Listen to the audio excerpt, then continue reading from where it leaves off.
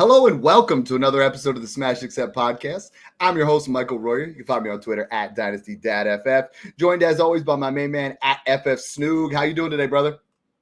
I'm doing good. I'm excited for this one. Preseason finally kicking around, so I think we're jumping into a lot here with the rookies. But I don't know about you, Dad, but I was glued to my TV all weekend, just getting FOMO for the season. I know Scott Hansen just posted just 4 Sundays away from Red Zone kicking off, so it's just feeling good. Like that fall vibes kicking around, so I'm excited. I'm counting down the days.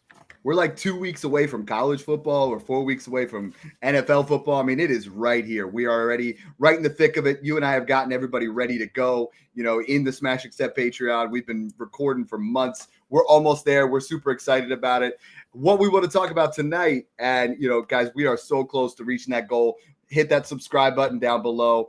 Hit the likes, hit the follows. We are literally almost at our goal of 5K, which we want to hit by the season.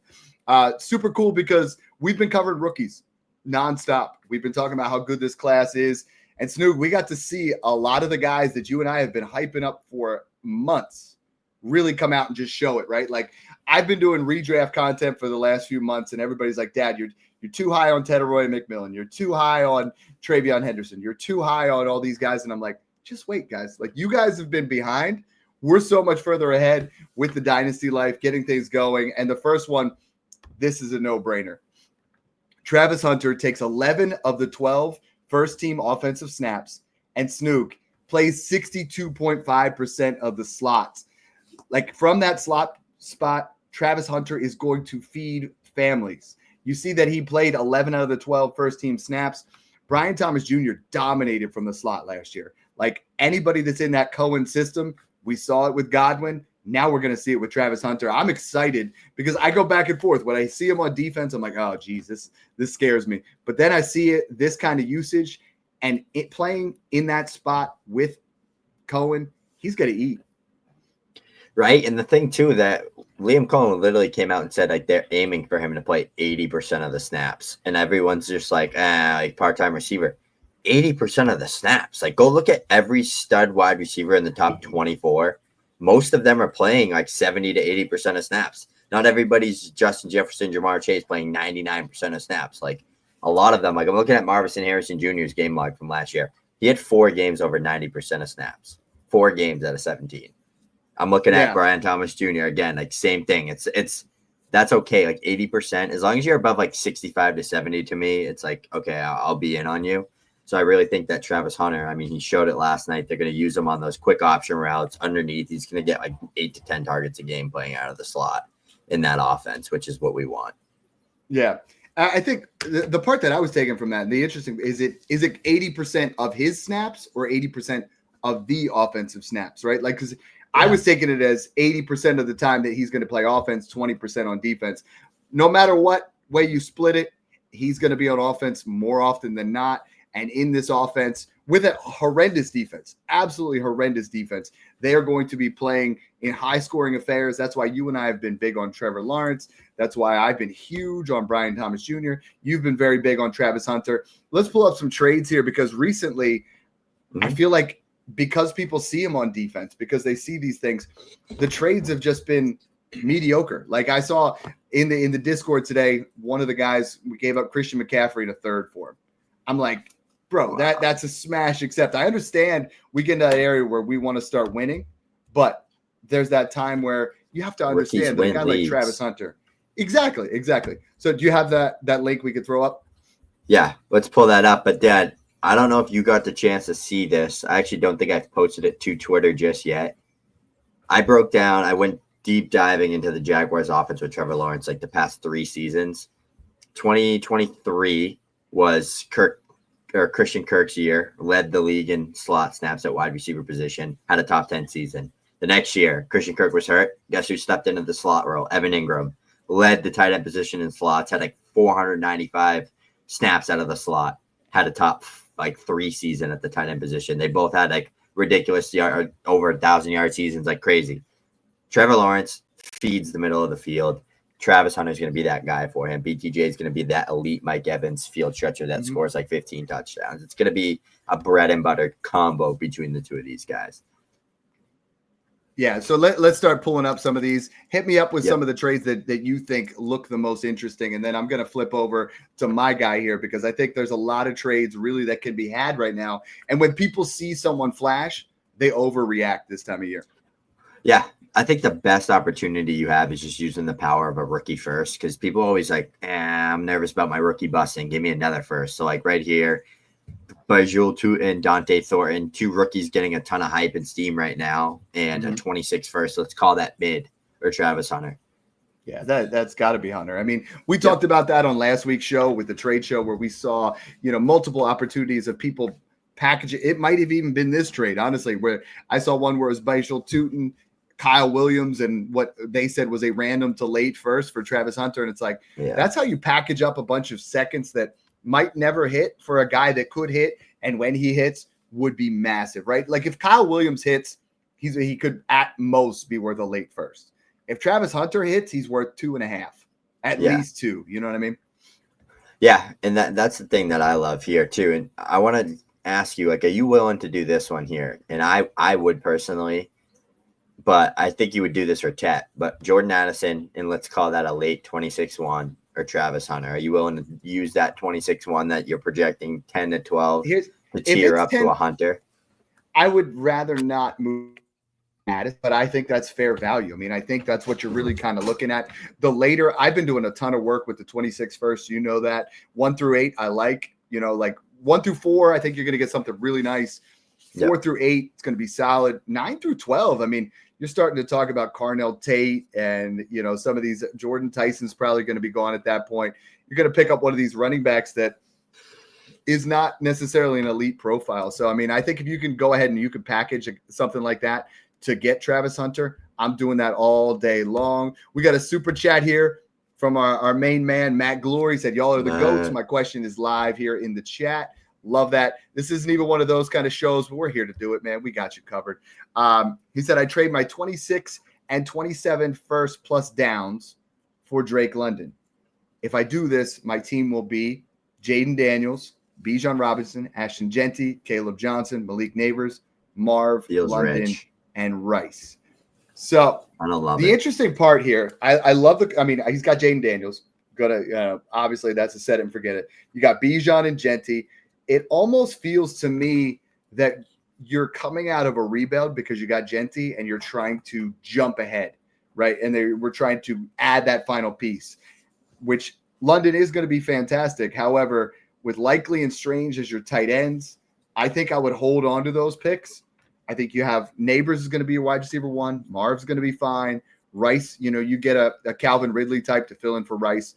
I would not do this deal personally because I think your 26 first, I would go out and I would try to buy somebody that is ascending as opposed to Drake London. You're overpaying for Drake London. Like every single trade show we do, Drake London and Drake May, they're overpriced at this point. Like they really are. You can't buy them. I love them. I do. And at startups, they have the value, but like once you pick them, their value is so high.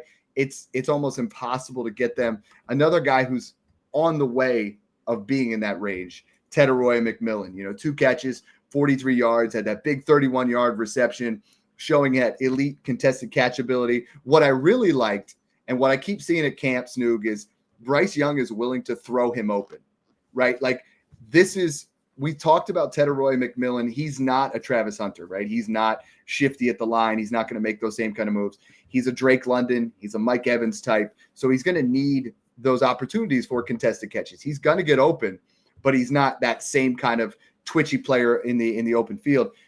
Tetairoa McMillan getting opportunities like this, trust from a Bryce Young, Snoog, I'm not going to lie, he looked like the guy from Alabama. Like that benching, I told you last year I was buying him everywhere. Once he got benched, he came back, finished top 10 over the final 8, and he looks like he was picking up right where he left off. Like pinpoint accuracy, not even hesitating making throws. And I think this Panthers offense is going to be kind of fun.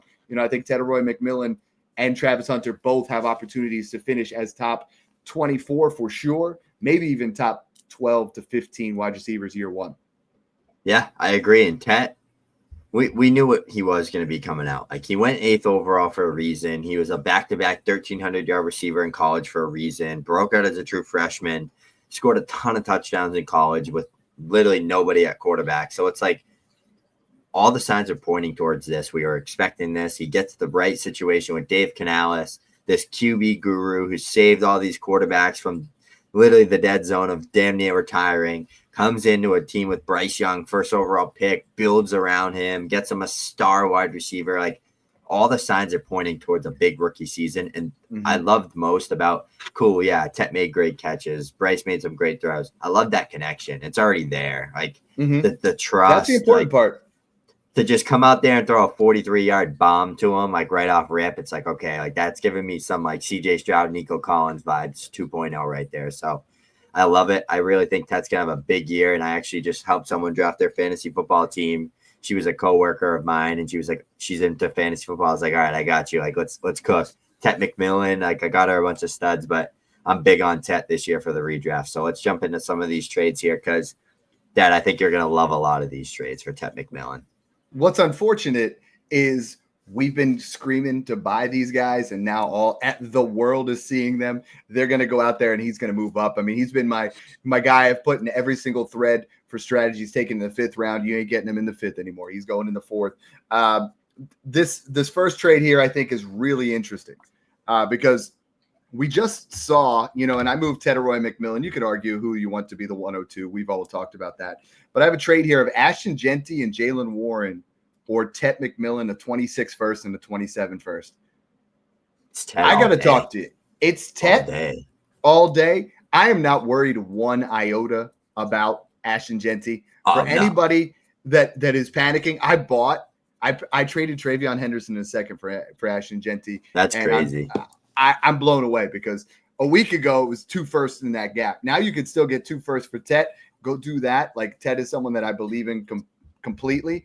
Another trade here I like a lot, but it is tight end premium. Brock Bowers or Quinshon Judkins, Tetairoa McMillan, and a mid 26 first.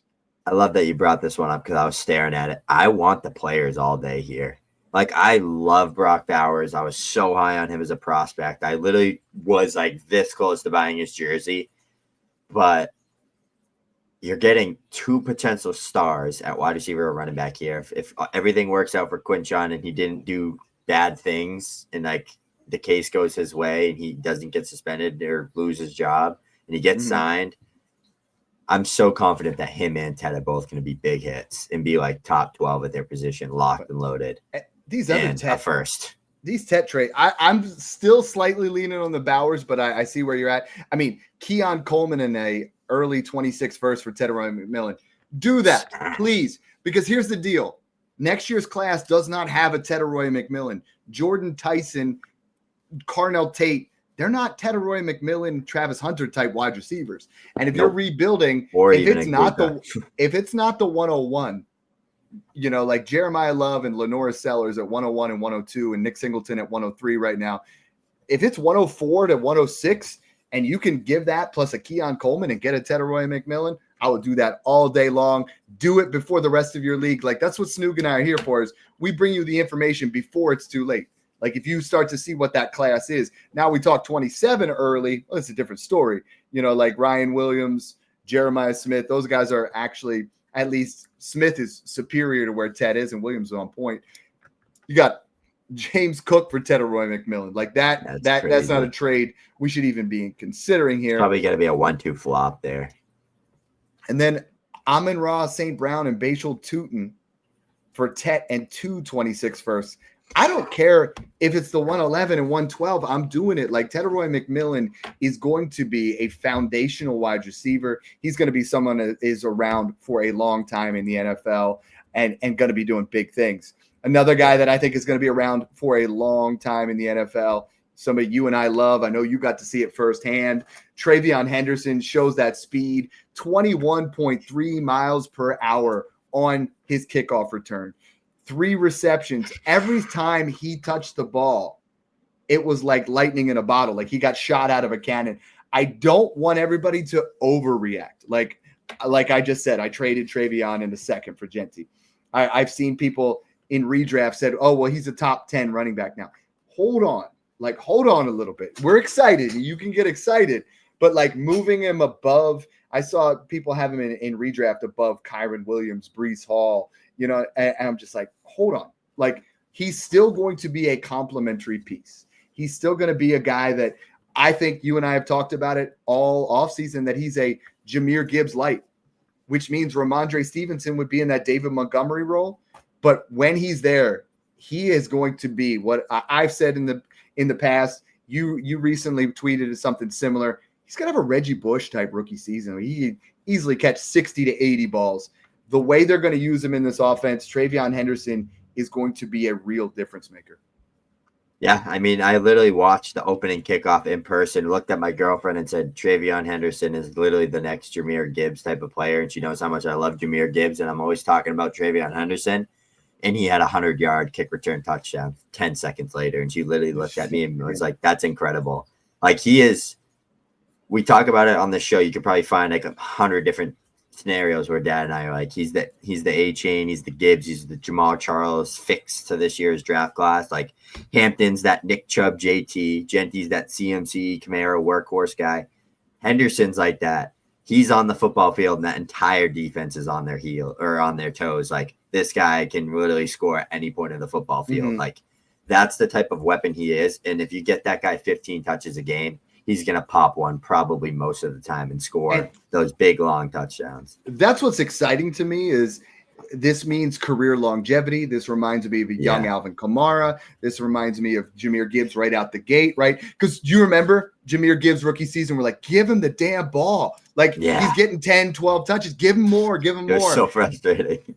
But and I think we're going to have some of those moments with TreVeyon Henderson. We're going to want the ball more. He's going to catch 6 balls and run the ball 4 times, and then you're like, oh, crap. But Ramondre Stevenson is a fumble away from just being outcast. That's where he's at. So if you can make some of these trades for TreVeyon Henderson, I would be doing it. Now is not the time. Now is not the time. Everybody talks about this. Like, you and I, Dynasty's so cyclical. We don't buy a guy after preseason hype. You buy him after a preseason dud. You buy Ashton Genty after he had 3 carries for -1 yards, where he was hitting the backfield every single time. You don't trade for a guy that just blew up, because now you're overpaying. But these first couple trades are very interesting to me. I would easily pay them. I mean, Tyrone Tracy in a mid-26 first. Smash. Next year's class, smash. He's the RB2. He's right there with Jeremiah Love. He's in that. He's above Singleton for me, clearly. So I think that would be okay. Ray Davis and 2 random 26 firsts. I think that's like max what I would want to pay for him, because Dad, even if he comes out and he has 1,000 yards rushing and like 60 receptions, 70 receptions, like, can he ever be worth more than like 2 firsts and a toss-in piece? Like, maybe he gets to closer to the 3 first Gibbs Bijan range, but like, I don't know if he can't. I don't know. It's tough with him and Hampton and those guys. I just don't think they're quite there, but they're like right below. So it's like, like CMC, Zeke, and Gurley and those guys. He's like your Dalvin Cook, Aaron Jones type of like, but like plus. What do the big 3 have in common that none of the other guys in that area do? Top 10 elite draft offense. capital. And elite offense is elite. Yeah, exactly. There's that. And we do not see an elite offense. We're not talking a top 10 drafted player. And that happened for a reason, but he's fantastic. I mean, this is a trade I really like, because it's Patrick Mahomes and Alvin Kamara, or CJ Stroud and TreVeyon Henderson. I can get behind this one. I think Mahomes. I can too. I think Mahomes is actually going to do a lot better than I thought. But I mean, that's a trade. Devon A-Chain in a second, or TreVeyon Henderson in a 27 first. That's a cowbell. This is your time now. I know there's hype with TreVeyon, but this is your time now where you throw around a flashy player like A-Chain, like Drake London, like those type of guys. Mm-hmm. Throw a second and get TreVeyon in the first back, or just try TreVeyon in a first for one of them, because you never know. People could. Yeah, what is it? TreVeyon Henderson, a 26 first, 27 second for Bijan. That's what you want to stay away from. Like I want 2 firsts. Exactly. It has to be. What if that was like, get rid of the 27 second, Dad? What if that was like a Jerry Jeudy, Jalen Waddle, Chris Olave, Jordan Addison, Matthew Golden type of wideout? Would you do it then? Or does it need to be sweeter? It's so hard to get rid of Bijan, Gibbs, or Genty. Just roll with Emeka Egbuka? Okay. Taking a Ibuka there? Yeah. Well, because we're gonna. I got the trade show already lined up for Tuesday. I'm so excited, so motivated right now for what we've been doing in the Discord, what we've been doing, with Smash Accept. I have so many things that we're just gonna start rolling out. But I gotta flash this up on the screen. If you guys have not joined already, this has been our biggest month yet. I know I say that every time, but it literally has. Patreon.com/Smash Accept. Check it out. $5 a month. Even if you like for the base level, even if you just want to give it a try, August is the time. You got redraft content, you got dynasty content, you have rooms where on the clock help, you have access to myself, Snoog, you have places for dynasty trades. I mean, guys I'm literally talking guys off cliffs for bad trades and talking guys into stud trades nonstop. Here's a question here from Robert Seamus, who's actually in the Discord. We're going Jordan Mason in a random second or Judkins. And yes, I don't care what Mason it is. Jordan Mason, Mason Taylor, smash. I am in this area of any 27 first, though, I will take for Judkins. But this is the idea that you want. You want to take a second plus a guy that's worth a second because 2 seconds are not worth a first. Some guys in Dynasty don't understand that. We teach these kind of things. This is a smash. You go ahead and you do that. Love that one. Another guy in that running back room, like where we're talking about this class is elite at the running back position. Another guy that flashed. I had so many people jump into my DMs and say, Dad, I know you were an RJ Harvey stan, but dude, he's 5th on the depth chart. Sean Payton does that to his rookies all the time. People were like, and in the Discord, we were getting guys. It was like, offer up, go ahead and offer something that's an early second plus another second and get RJ Harvey. He dominated touches 8-1 over J.K. Dobbins, 18% target share, so he was catching the ball. Bo Nix looked good. RJ Harvey looked explosive again. I think RJ Harvey is clearly, in my mind, above Caleb Johnson again. Like, it's been that will they, won't they, who's there? Is it Caleb? Is it RJ? I think, Caleb struggled a little bit in his first outing. RJ Harvey looked dominant. I think RJ Harvey – everyone wanted J.K. Dobbins to be a thing. J.K. Dobbins was better in college. We get that. But that was 6 years ago or 5 years ago. Before the torn hamstring and torn Achilles and torn ACL. Torn everything. Just everything's gone, all right? It's all toast. But that's like everything is gone. So while we pull up a couple of trades here from RJ Harvey, I'm going to go ahead and pull up another super chat here. My man D 10128, he said, all access boys, that Discord is fire. D's been in there for a couple of months now. When you guys join the all access, we're literally treating you.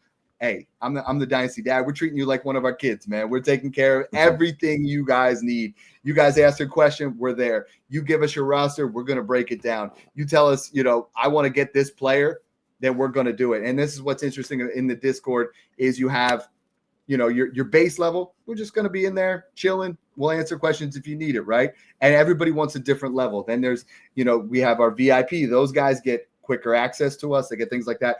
All access, we are literally doing all the work for you. We are trying to put you over the top and take those fantasy football teams as the investment they are and try to make you guys absolutely smash your leagues. Yeah. My favorite thing with RJ Harvey right now, Dad, is if you just listen to Sean Payton talk, like everything, like there was a recent interview. It's like, who's a player that you would like want to unretire and like want to have play for your team, like that your favorite player you coached. He loves Darren Sproles, and I can't even count on a hand how many times he said he compares RJ Harvey to a Darren Sproles type, like that explosive kind of can play a receiver, can be like kind of that dynamic, like kind of 3 down, like skill set scat back type player.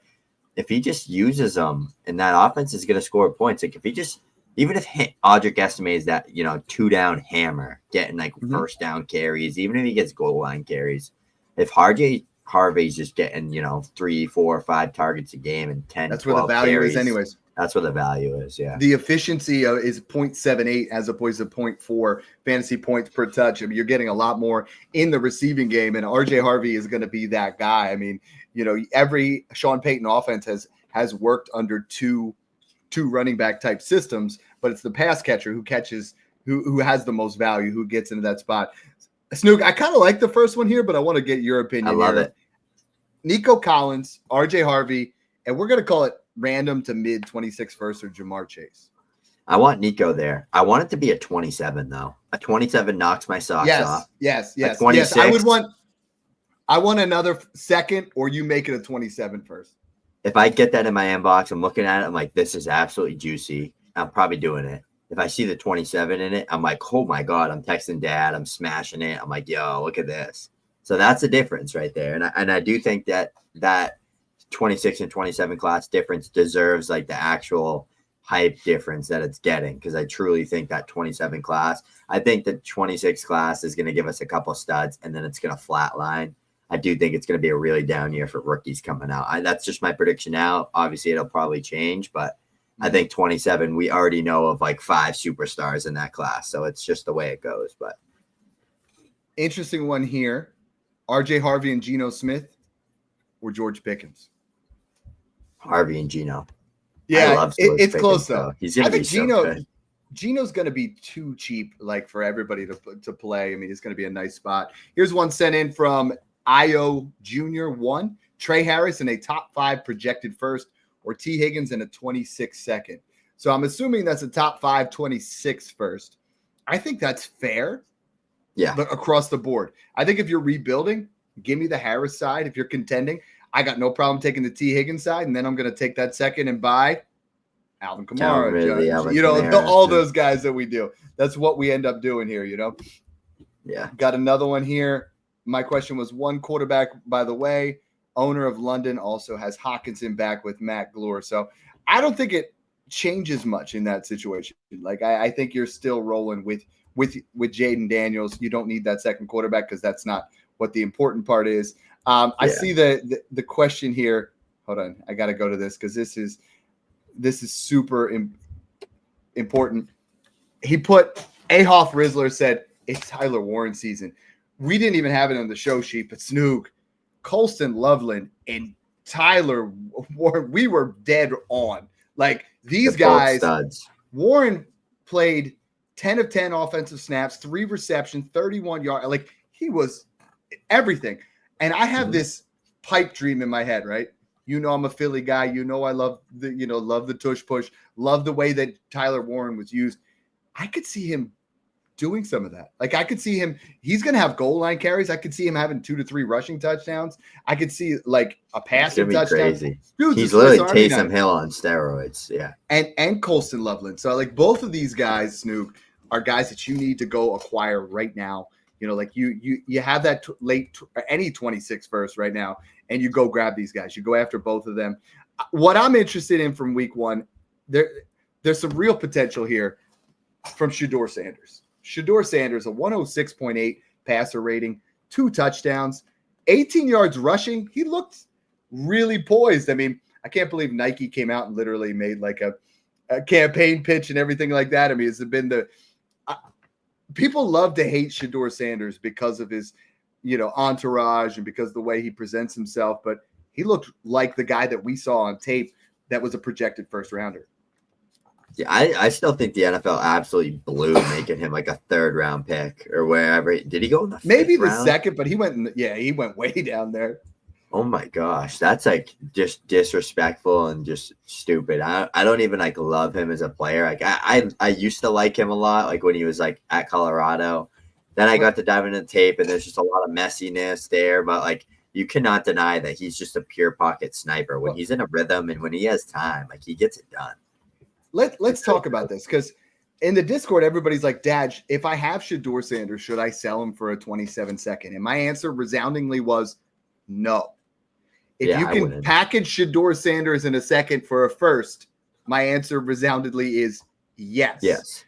He's going to start. Because of the draft capital. Yes, at some point. At some point. He will. And when he does, you'll get 2 seconds. But because of the draft capital, he's not guaranteed anything. I mean, Kyle Williams or Sheduer Sanders. These are some of the trades that I'm seeing right now. Who are you taking, Kyle Williams or Sheduer? I think the hype and the value is on Sheduer right now, but I want Kyle Williams just because I think the higher like floor of like hitting. Aaron Jones in a 3rd. Contending, I want Jones. Rebuild, I'd take the shot on Sheduer if I can't get a second for Aaron Jones. This is the hype that I like here. Is like Mike Evans in a 27 first or Devonta Smith, Sheduer in a 2nd. this is what you might have to do, right? You might have to disguise it up. You might have to, do a wide receiver swap and kind of do something like that. I see here Will Howard in the 28th first for Sanders. Any first, any year. Get rid of Sheduer for that. I see even if it's here, like 3 seconds or 2 seconds, I'd probably take 2 seconds. I see somebody trading 27 first for him. That's insane. But Kirk Cousins in 2/3, like that. Go ahead and get a shot at Sheduer in that case. Yeah, like that's free. Like you and I there was a trade that was broken down. I put it on Twitter. People started attacking me because I condoned and I set up a trade where it was a 4th, Pop Douglas, and Rashid Shaheed for Anthony Richardson. It's like when you could take the quarterback is the most valuable position. If you could take players of low ceiling and trade them for a guy like that, you do it. Somebody with a high ceiling, damn, Jaxson Dart looked good. 178 yards, threw that touchdown on a rope. Has me not only excited for Jaxson Dart as a guy who I think is going to be the best value in the entire second round, but man, Malik Neighbors would be the wide receiver 1 overall. Like this dude he's got that moxie, got that gunslinger. Everybody says, well, what about Russ? What about this? Dude, Jaxson Dart with Malik Neighbors is going to be a thing of beauty. Yeah. I'm excited for it. I think he's going to have a fantastic career.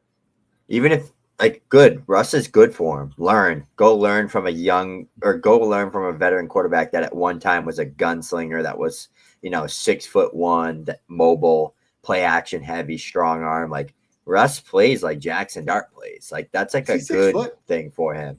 He's one of those he's one of the he's smaller than that. He feels like that guy where when you release the 6'2", Russ is 5'11", yeah. I'm 6'2", but my basketball high school yearbook said like 6'4". They listed everybody like 2 or 3 inches taller just to look more impressive. But I mean, Dart looked good. You're right. He's going to be under that tutelage.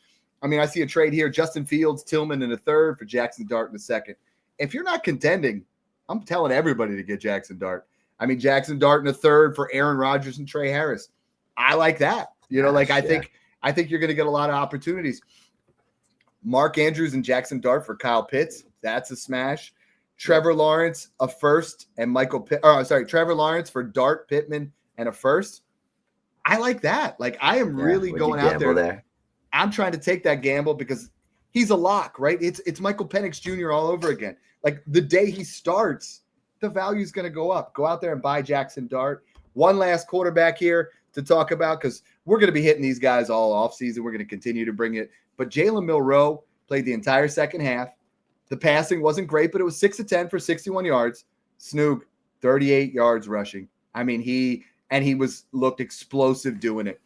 This is what you're looking for is Justin Fields has been a top 7 quarterback every freaking year that he's on the football field. And Jalen Milroe is very much a Lamar Jackson type runner. Like I think he's a little bit bigger. He's a little bit stronger. I think you could see a lot of upside here, not for the Seattle pass catchers, but for Jalen Milroe. If he's not going to get a start here, he's going to be out of sight, out of mind. Once the preseason's over, get yourself some shares. Yeah, he's one of those guys. You can suck so bad at passing, go out there and average 120, 150 passing yards a game. If you're rushing for 60, 70, 80 yards a game and you're scoring a rushing touchdown, at some point you're going to pop passing touchdown. Someone's going to house a screen. Someone's going to hit a slant for an 80-yard touchdown. Like you're going to get big plays being a quarterback, even if you're absolutely terrible. But if you're rushing the ball at such a high elite level, like you're going to put up fantasy points and it's worth it, right? Like when you were getting him, Daddy was 210 to 302 range. Like you're basically taking a pick that usually never ends up hitting anyways and just taking the upside on if he ever starts and has a 30-point game, you're getting probably 2 seconds or a late first for him. Like that's how reactionary the market is. So just a guy you want to gamble on. Young, honestly, quarterbacks that could be starters are just good gambles in general. Even if they suck, they start a game or two, you can get a second plus for them. Mm-hmm. No, I'm with that completely. And I mean, I'm excited for these rookies. This rookie class, a lot of people, when you and I were doing it and we were starting to really start the process and we were talking about players that were going to excel, a lot of guys were like, oh, this class is down. I got a question here from Darth Twerk. Do we still have Hampton over Henderson? The answer for me is 100% yes. I still have Hampton over him. But it's that situation, right? Like this is the situation for the Chargers is absolute gold. Henderson could be right there. If we were redoing the draft today, that 102 through 105, 106 would be really tight. Like that's all I can say is I'm glad that we did it early. We were able to make some trades, but it got really close. You were able to make trades where you were trading from 102 to 105 and you were picking up an extra first. Now the gap between Omarion Hampton, Sheduer Sanders, Omarion Hampton, and TreVeyon Henderson, all the Travis Hunter, Tetairoa McMillan, it's thin. Like it's really thin between all of those right now. Like within a second, in my opinion. Even like Emeka's up there for me now. Like he is looking, just everything is just like, sometimes you just got to listen to the camp buzz. Like, especially when like you're seeing clip after clip after clip. Like the dude went 5 for 5 in one-on-ones against a different team, like just cooking starting DBs. Like when you see that type of stuff, it's just such a banger in my opinion. So it's just Hampton has a situation. He's a big, strong, athletic back. TreVeyon doesn't have the floor that Hampton has. Like I think there's such a higher hit rate for Hampton just to be a consistent back. But I think if like they both hit their true ceiling, Henderson's is higher. Like I think it is with the receptions. Like if he catches 80, 90 passes, like that's just like, dude, you can rush for 1,000 yards on the dot. I don't care if you rush for 1,800 yards. I think we kind of comp these guys out as like Hampton was a guy very much like Josh Jacobs, right? Like I think he could have a Josh Jacobs type career where he has 1,300 yards rushing year in and year out, especially in this system. It sucks that Slater got hurt, you know what I mean? But I think he's going to be a guy that catches 30 to. What just happened there? Hey, we're back. We're back. Hey, sometimes we get too excited and we talk about the right guys and it turns the lights out around here. Again, this has been a fun show. This is the guys. Something's going on here. Hey, we back again. The lights are getting a little shoddy here in Pennsylvania. So we want to thank you guys for tuning in and enjoy the process. Dude, that was wild.